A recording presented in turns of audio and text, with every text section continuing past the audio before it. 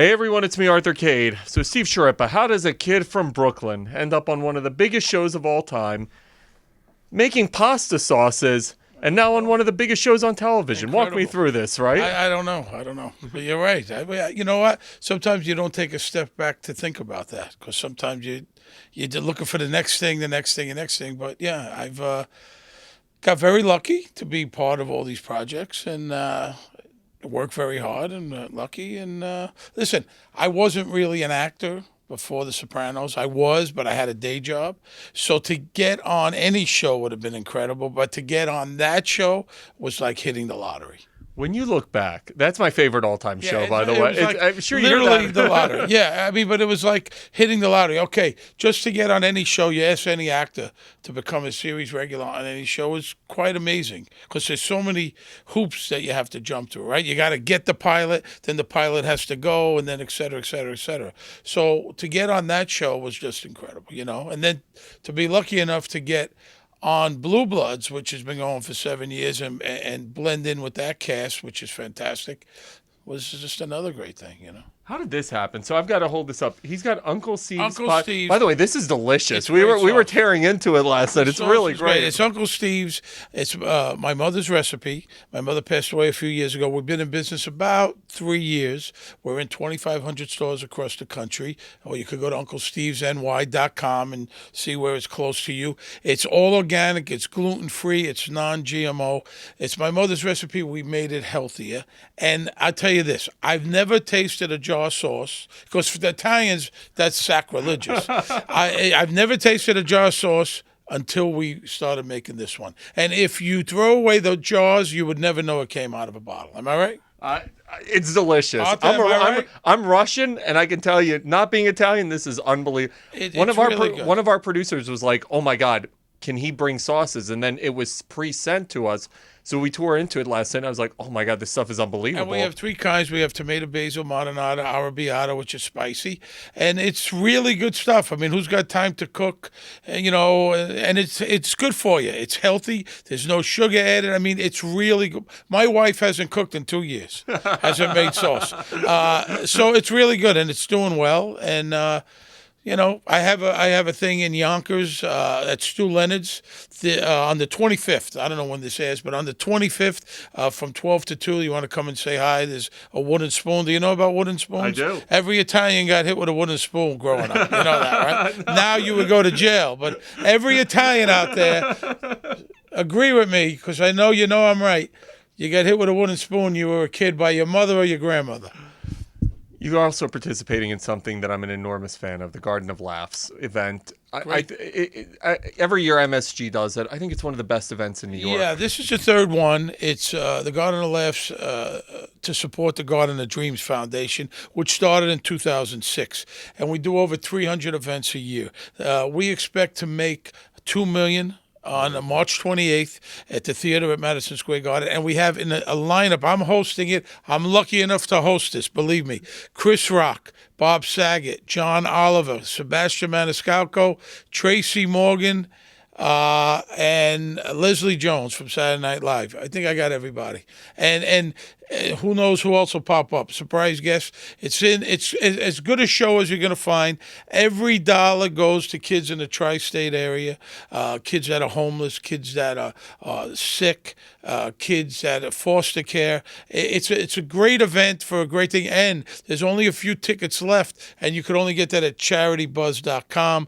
Also, we're auctioning off one-of-a-kind items, going to the locker room with the Rangers, meet and greet with John Oliver, backstage Saturday Night Live. So, Rayo's, have you been to Rayo's for dinner? I have not, and Go to Charity Buzz and bid on the table. You can't get a table there unless you're friends with Bo Dietl. You got to be friends with Bo Dietl to get the Rayo's. CharityBuzz.com. So, Garden of Laughs, it's been great. I mean, I was hosted it a couple years ago, and this year the lineup is incredible, and we're doing it all for the kids, and we expect to make, like I said, $2 million, and people should come out. If you didn't get your ticket, come on out. I got to tell you, I interview a million people, and whenever they're talking about philanthropic work, you can tell who's really passionate about it and who's not really passionate about it. Just kind of lends their face or name. You're really passionate about it. I love it. Because let me tell you, I asked to do a lot of charity stuff. I've done a bunch of charity stuff. Some are better than others. This is the real deal. Jim Dolan and the Garden are very into this. The kids, they have these events, all kinds of things, a talent show for the kids, which started out at Radio City with 50 people. They now get thousands of people and all kinds of things. And like I said, it's in the tri-state area. And listen, this is a good charity. This is a good one. Some are, you know where every dollar's going here, where it's supposed to be. When you look back on what The Sopranos became, the lexicon of television that show created, it essentially started the era of great television that we're seeing now. Sure. When people see you, how many times a day do you get, oh my God, it's Bobby Bacala? Every single day, and probably will always be that way, and that's fine with me. I mean, that doesn't bother me. Where some actors, that would annoy them. It doesn't annoy me. I like I said, it was my first big job. We were very much like family. I joined the show in '99 until it ended, 2007. It still holds up today. One of the greatest TV shows in history. 50 years from now, people will still be watching it, and it's once in a lifetime. That comes along once in a lifetime. When you join Blue Bloods, you've gone from an icon like Gandolfini to another television icon with Selleck, and you've got Len Cariou on there. I mean, some really great talent on that show. It's a great show. Donnie Wahlberg is great. Bridget Moynihan, who I work a lot with. This season, I've crossed over and worked with Len, and I worked with Tom, and I worked with Donnie. Last year, it was mostly just with Bridget Moynihan. The writing is incredible on the show. To come up with these stories 22 times a year for 7 years. They just celebrated the 150th episode. To be a part of it, it really is, it really is something. Like I said, you get offered things and you read some of the stuff and you go, how the hell am I going to make this sound right? But this just comes out. The show is great. We shoot all over New York City. So New York City is almost like another cast member. We're uptown, downtown, we're in Brooklyn, we're in Queens. So it's been great, and I love doing it. I'm in the middle of an episode as we speak. So when you were coming off The Sopranos, and you're coming off a successful show like that, are the offers rolling in at that point, or are you typecast, and do people just see you as Bobby? Absolutely typecast, that's for sure. But what are you going to say? I'd rather be typecast than not cast, right? Cast. But I was on a show for 5 seasons where I just played a suburban dad. It was with Molly Ringwald, Shailene Woodley, Secret Life of the American Teenager, and that Brenda Hampton, who created that show, gave me a shot. Just to play a regular businessman dad. And I was on that show for 110 episodes. And that was the bridge between that and Blue Bloods, because otherwise they offer you all kinds of crap. The same old mob stuff. Hey, I'll break your head. Hey, break your head. How many times can we do this? I'm going to bust your head. What you say? So that gets old. So I'm very happy to play anything but a mob guy. I played a chef in a Clint Eastwood movie. I've played a barber in another one of his movies. Woody Allen, I got a Woody Allen movie coming. I was going to say, I'm playing a mob guy, but a 1950s mob guy. It's different. I mean, listen, if Woody Allen gives you any type of job, if he's like, listen, I need you to play a role that you despise more than life itself, you're like, I'm in, right? No, absolutely. And I'm not saying I wouldn't play a mob guy again, just if there's a different spin on it, because how many times can you do... You know what I mean? Like I said, you watch a mob movie. I mean, what's the new mob movie? It's kind of run out of ideas, so let's see what the next one is. But with Woody Allen, it was great just being part of his cast. It was a great cast. Justin Timberlake and Kate Winslet and Jim Belushi and Juno Temple. So we'll see, that's coming out. I haven't seen anything. I don't know what the movie's about.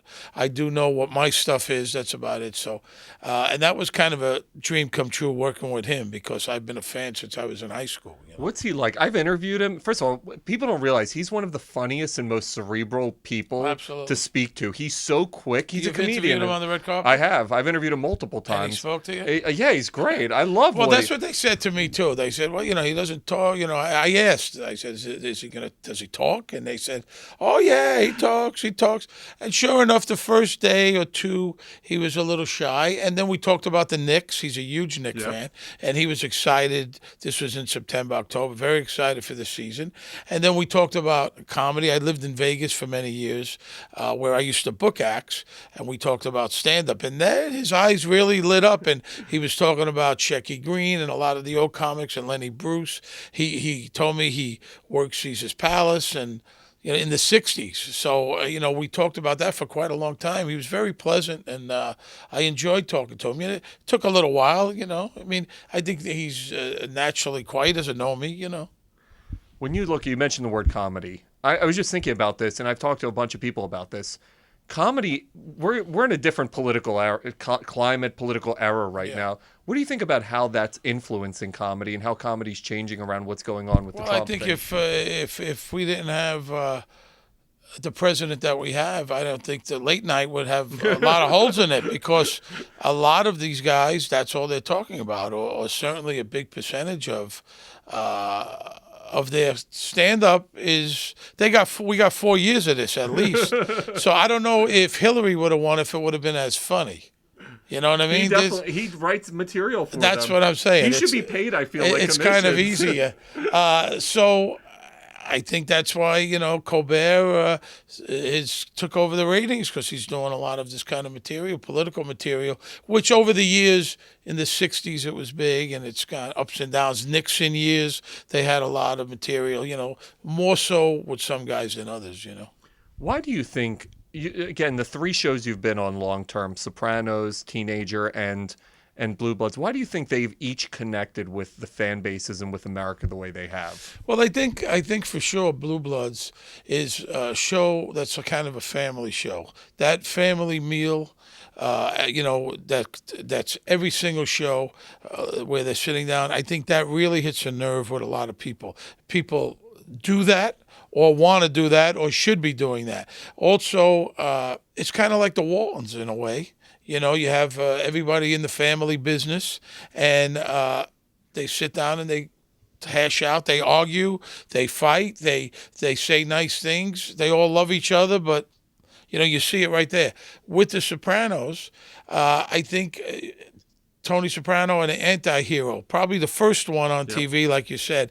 You rooted for this guy who was a murderer. He was a murderer. He robbed people. He killed people. Adulterer. He did everything, the hat trick, everything under the sun. He did drugs at times, but yet you rooted for Tony Soprano because he was a family man. He cared about his family.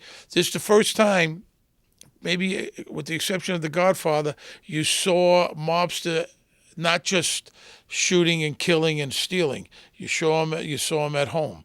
You saw him in the kitchen. He got up for breakfast. His kids didn't care who he was. He was having problems with his kids like everybody else in America. They're disrespectful and et cetera, et cetera. So I think the audience related to that. They say, that could be me. Uncle Junior, Dominic Chianese, who I'm sure you've interviewed, beautiful guy, he said it really wasn't, he didn't think it was about the mob. He thought Tony Soprano could have been a plumber. It was more about family than about the mob. Secret Life of the American Teenager, it was about a 15-year-old girl, a nice girl, whatever that means, but a nice girl goes to band camp, has sex once, got pregnant, how it affected everyone's life, including her parents, her sister, her boyfriend, et cetera, et cetera, et cetera. It was a wonderful show, a high school show, a lot of lessons, but one thing could influence your whole life. One choice. Here's $1 million question. During the dinner scenes with Blue Bloods, do you ever think about like, hey guys, can we slide this onto the table? I have to, but they did make mention in one episode, Len Cariou says, I heard your mother makes a great sauce. And they did, that was a writer who did that, and I just said he said the words, I heard your mother makes a great sauce. I don't know, but one day, they've all tasted the sauce, they love it. I don't know about getting it into a scene. I don't know how much they eat. When I'm doing a scene where I have to eat, I eat. I eat in the scene for real. A lot of actors spit it out or whatever. I don't get it. They I'd take be a nibble. chopping You away. give me. I had a sandwich a few weeks ago. You'll see Friday night. I had a mozzarella and pepper and mozzarella, pepper and salami sandwich that was out of this world. And I say to myself, hey, I'm working. I got to do it. For a kid who Part of the job. For a kid who didn't intend to be an actor, does it blow your mind that you've been doing it this many years? Yeah. You know, at times, I mean, I've done pretty good. You know, I've done. You know, you always want to do better and say, well, I could have did this and this and this. I think I've done pretty well. I think you've done pretty well I've done too. Pretty well. Happy and worked with nice people and nice jobs, and you know, we keep the lights on. Bills are paid for. Kids are through college. That's all you One can more ask year. for. One more. That's all you can ask for. Everybody make sure to check out Blue Bloods every Friday night on CBS and go pick up some Uncle Steve's NY and Garden of Laughs, March 28th. And I'm not jiving you. This stuff is terrific. Go get it. It's really great.